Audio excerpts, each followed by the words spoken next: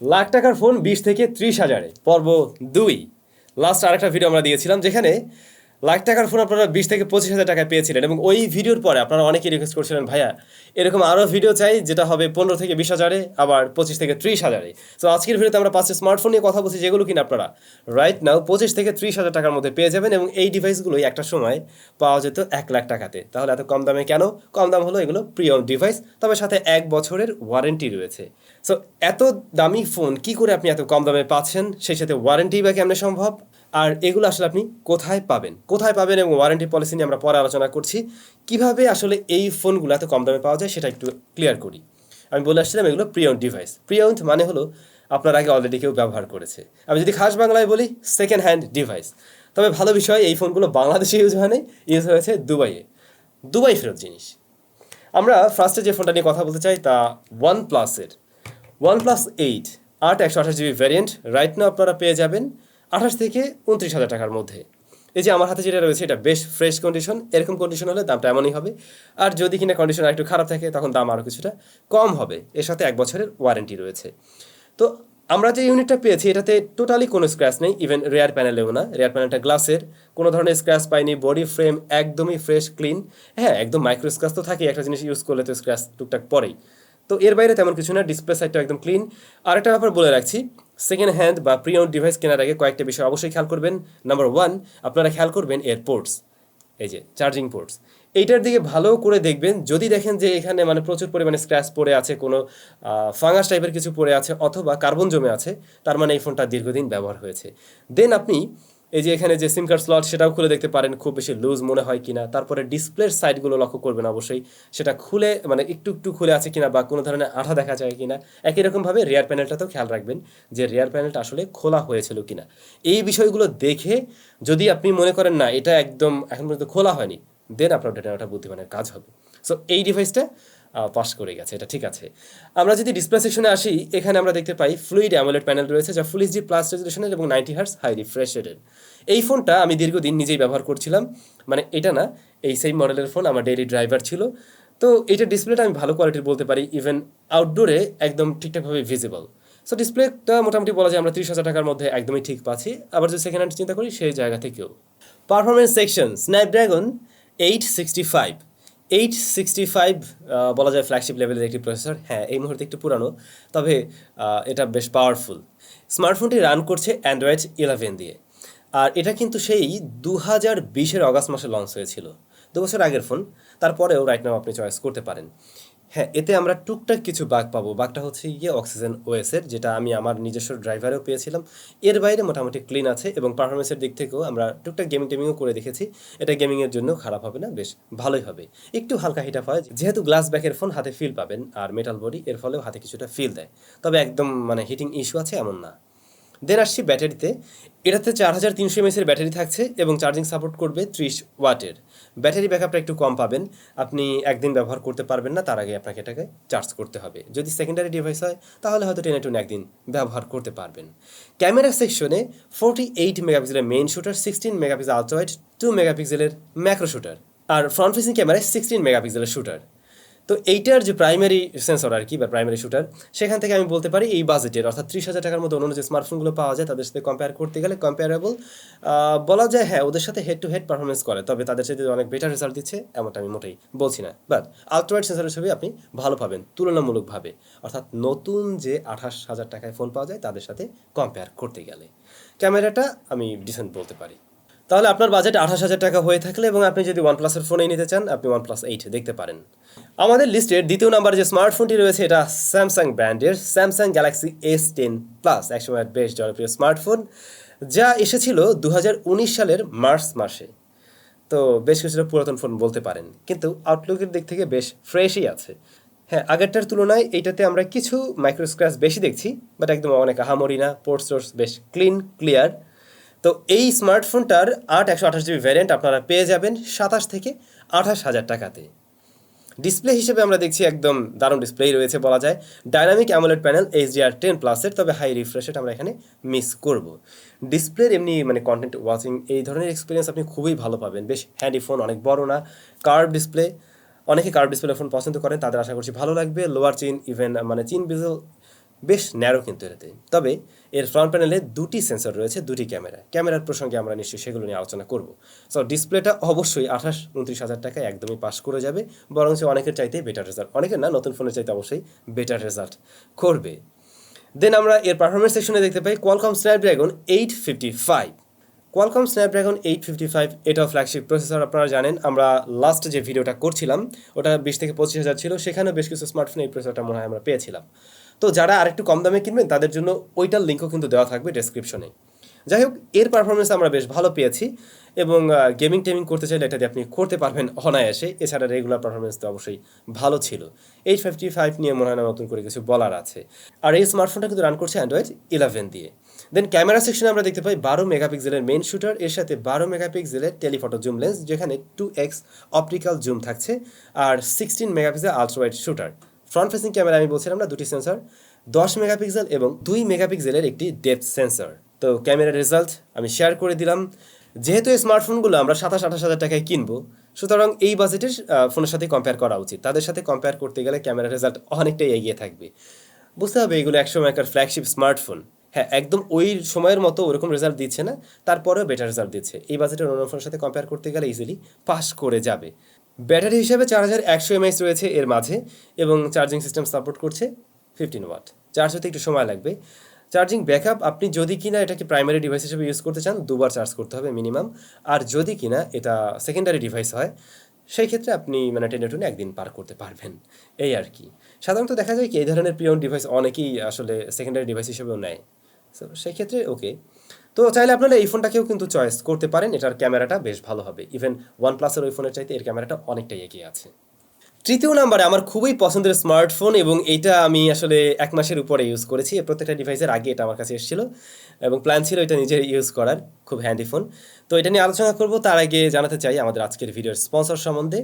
এই যে রিভিউ ইউনিটগুলো, এগুলো আমাদের কাছে পাঠিয়েছিল জিএনজি, গ্যাজেট অ্যান্ড গ্যাজেট, যাদের সব আপনারা পেয়ে যাবেন বসুন্ধরা সিটিতে, যমুনা ফিউচার পার্ক এবং মিরপুর 10-এ শাহ প্লাজাতে। তাদের কাছ থেকে আপনারা এই প্রিয় ডিভাইসগুলো কালেক্ট করতে পারবেন। শুধু এই মডেল নয়, এর বাইরেও আরও বেশ কিছু মডেল অ্যাভেলেবেল রয়েছে, ইভেন এই বাজেট সেগমেন্টেই। এর সাথে আপনি 30 দিনের রিপ্লেসমেন্ট গ্যারান্টি পাবেন। এছাড়া আমি বলছিলাম 1 বছরের ওয়ারেন্টি আপনারা পাবেন। এই ডিভাইসগুলোর যে দাম, তার সাথে যদি আপনি আরও 5% টাকা বেশি দেন, সেই ক্ষেত্রে 1 বছরের ওয়ারেন্টি পাবেন, যেমনটা আমরা অফিসিয়াল ডিভাইসের ক্ষেত্রে পেয়ে থাকি। তাহলে যেটা হবে, স্মার্টফোনের যে দাম তার সাথে আরও 5% অ্যাড হবে। তবে 1 বছর নিশ্চিন্তে থাকা যায়, যেহেতু প্রিয়ন ডিভাইস, পুরাতন ফোন হয়তো কেউ ব্যবহার করছে, হয়তো একটা সমস্যা দেখা দিতেই পারে। সেই ক্ষেত্রে আপনি এই ওয়ারেন্টিটা তখন ক্লেম করতে পারবেন। তো এখন আপনার কাছে যেটা বেটার মনে হয় সেটাই আপনি নিশ্চয়ই চয়েস করবেন। ভিডিও ডেসক্রিপশনে তাদের সবের যাবতীয় ইনফরমেশন দেওয়া রইল। আরেকটা ব্যাপার জানিয়ে রাখছি, যেহেতু এই ডিভাইসগুলো আসলে বাইরে থেকে আসে, তো ডলার রেটের ব্যাপারটা আপনারা জানেন বর্তমানে একদম মানে সেই লেভেলে আপডাউন করছে। তো এতে করে প্রাইসটা কিছুটা আপডাউন করলেও করতে পারে। আপনারা যাওয়ার আগে যখন কিনবেন তখন অবশ্যই দামটা জেনে যাবেন। অনেক সময় হয়তো আরও কিছুটা কমেও পেতে পারেন। সো কন্ট্যাক্ট করে যাওয়াটাই বুদ্ধিমানের কাজ। ওকে, কথা বলছিলাম স্যামসাং গ্যালাক্সি নোট 10 নিয়ে। খুবই খুবই গুড লুকিং স্মার্টফোন, এবং আমাদের কাছে যেটা এসছে এটা তো মানে খুবই ফ্রেশ কন্ডিশনে আছে। ইভেন স্যামসাং ফোনের আপনারা সাইড বর্ডার ফ্রেমে দেখবেন কি এক ধরনের পলি করা থাকে আর কি, এইটাতে সেই জিনিসটা এখনও আছে। স্মার্টফোনটার দাম 8/256 GB হলো 27-28 হাজার টাকা, এরকম বাজেট রেঞ্জে আপনারা পেয়ে যাবেন। এটা 2019 সালের অগস্ট মাসে এসেছিল। তো ডিজাইনের দিক থেকে পাস করে গেছে, কন্ডিশনের দিক থেকে 100% পাস করে গেল। এবারে ডিসপ্লে সেকশনে দেখা যায়, সেখানে আমরা কার্ভ ডিসপ্লে পাবো, যা মূলত ডাইনামিক অ্যামোলেড প্যানেল, HDR10+-এর সাপোর্ট থাকছে। তো এই ডিসপ্লে নিয়ে নতুন করে বলার কিছু নাই। নোট সিরিজের ফোন, এর ডিসপ্লে কোয়ালিটিও যথেষ্ট ভালো। এবং বাই দ্য ওয়ে, এর সাথে আপনারা এই যে এটা পাবেন, যদি লেখালেখি করা যাবে, আপনারা আঁকিঝুঁকি করতে পারবেন। তো ডিসপ্লেটা আসলেই ভালো, ডিসপ্লেটা আমার মনে হয় সবারই ভালো লাগবে। সো ডিসপ্লেটা ঠিক আছে। এরপরে যদি আমরা পারফরমেন্স সেকশনে যাই, কোয়ালকম স্ন্যাপড্রাগন 855, আগের ফোনটাতে আমরা যা দেখছিলাম সেম প্রসেসর এখানেও থাকছে। পারফরমেন্সের দিক থেকে অলমোস্ট সেম। ফোনটা এই পজিশনটা একটু গরম হয় যখন আমরা গেমিং করছিলাম, তবে ওই হাতেই জাস্ট ফিল দেয়, পারফরমেন্স আমরা ড্রপ করতে দেখিনি। এর বাইরে সব কিছু ঠিকঠাক আছে।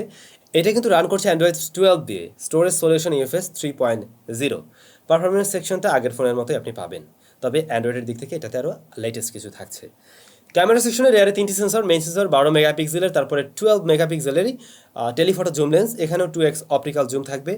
দেন 16 মেগাপিক্সেলের আলট্রা ওয়াইড শুটার। প্রত্যেকটা ক্যামেরা কাজের কিছু। ফ্রন্ট ফেসিং ক্যামেরায় 10 মেগাপিক্সেলের শুটার।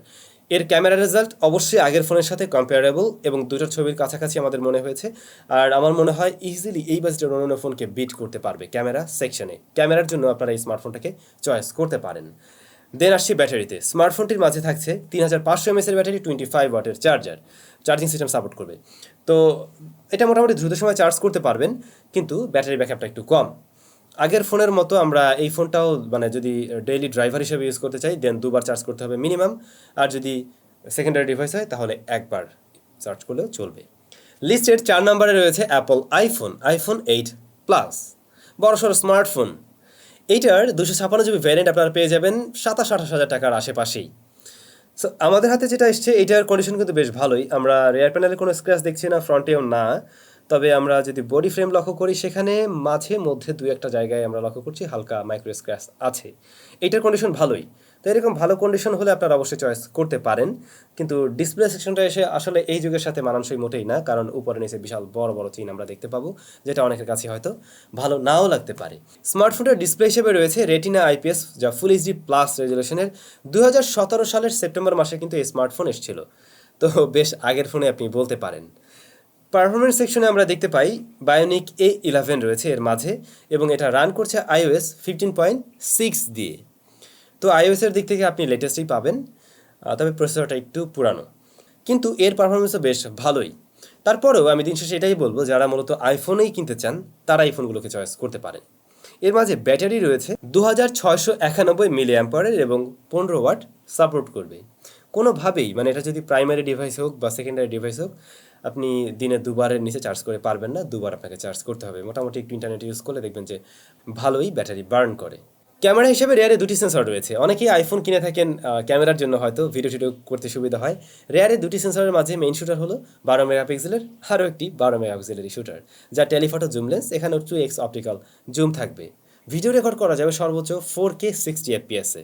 ফ্রন্ট ফেসিং ক্যামেরাটা হলো 7 মেগাপিক্সেলের। রেয়ারের ক্যামেরা রেজাল্ট আমরা অবশ্যই কম্পেয়ারেবল বলতে পারি এবং বেশ ভালোই বলা যায়, বিশেষ করে ভিডিও কোয়ালিটিও ভালো ছিল। আর ফ্রন্ট ফেসিং ক্যামেরাটা অনেকের সাথেই কম্পেয়ার করতে গেলে এই বাজেটের একটু পিছিয়ে পড়বে। আমাদের লিস্টে সবচেয়ে শেষে রয়েছে আইফোনের lovely phone, iPhone XR। Lovely phone বললাম এই যে কালারটা দেখে আর কি।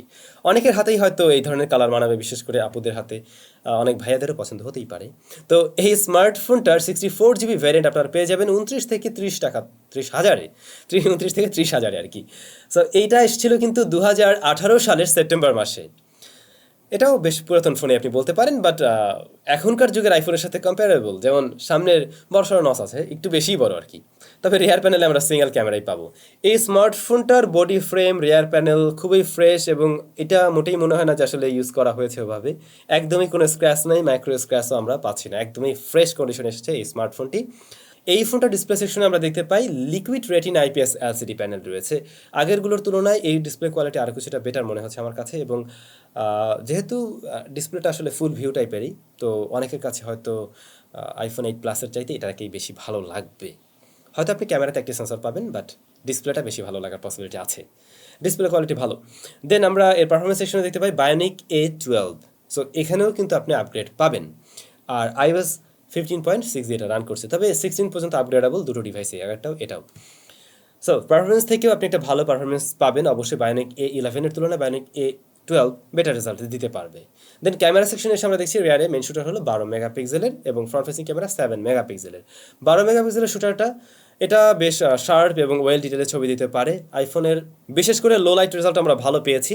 শার্পনেস, ডিটেলস এবং ডাইনামিক রেঞ্জ চিন্তা করতে গেলে এই বাজেটের মানে প্রায় সব স্মার্টফোনের সাথেই কম্পেয়ারেবল বা নতুন ফোনগুলোর চাইতে অবশ্যই এগিয়ে থাকবে। কিন্তু ফ্রন্ট ফেসিং ক্যামেরাটা আবার অনেকের চাইতে পিছিয়ে পড়বে, 7 মেগাপিক্সেলের শুটার, যাতে ডিটেল আমাদের কাছে কিছুটা কম মনে হয়েছে। ভিডিওর ক্ষেত্রে আমরা দেখলাম 4K 60 FPS-এ রেকর্ড করা যাবে এবং ভিডিও কোয়ালিটি অবশ্যই ভালো। যারা আসলে 30,000 টাকার মধ্যে একটা স্মার্টফোন কিনতে চান, আপনি ভিডিও টিডিও করবেন, তারা আবার এটাকে কিন্তু চয়েস করতে পারেন। ব্যাটারি 2942 এবং 15 ওয়াটের চার্জিং সিস্টেম সাপোর্ট করছে। তো ব্যাটারি ব্যাকআপ আগের আইফোনটার তুলনায় এটাতে আমরা কিছুটা বেটার পেয়েছি, এবং তারপরও আমি এটাই বলবো আপনাকে দিন শেষে 2বার চার্জ করতে হবে আসলে। আজকের আলোচনা মোটামুটি এটুকুই ছিল। এই ফোনগুলো নিয়ে যদি একদম ইন ডিটেল আলোচনা করতে যেতাম তাহলে আসলে ভিডিও অনেক বেশি বড় হয়ে যায়। তো যে বিষয়গুলো মেইন ছিল সেগুলো জাস্ট আলোচনা করা হয়েছে। আমি তারপর আরেকবার বলবো, আপনারা যখন সেকেন্ড হ্যান্ড বা প্রি ওন্ড ডিভাইসগুলো কিনবেন, অবশ্যই যে সমস্ত বিষয়গুলো তো ফার্স্টেই বললাম যে কোন কোন জায়গাগুলো দেখে আপনি কিনবেন, তাহলে প্রি ওন্ড হলেও একটা ভালো ডিভাইস আপনি চয়েস করতে পারবেন। আর ওই যে 1 বছরের আপনি ওয়ারেন্টি পাবেন যদি 5% বেশি দেন, আর 1 মাসের তো রিপ্লেসমেন্ট গ্যারান্টি থাকছেই যদি আপনি 5% বেশি নাও দেন, তাহলে 1 মাস ব্যবহার করে আপনি মোটামুটি একটা আইডিয়া পাবেন। সবাই অনেক বেশি ভালো থাকবেন। আর আজকে কমেন্ট করে একটু জানাতে পারেন এরপরে কত বাজেট নিয়ে আমরা কথা বলবো, তাহলে আমরা ওই বাজেটের ডিভাইস নিয়েও নিশ্চয়ই আলোচনা করব। দেখা হচ্ছে নতুন ভিডিওতে। টাটা।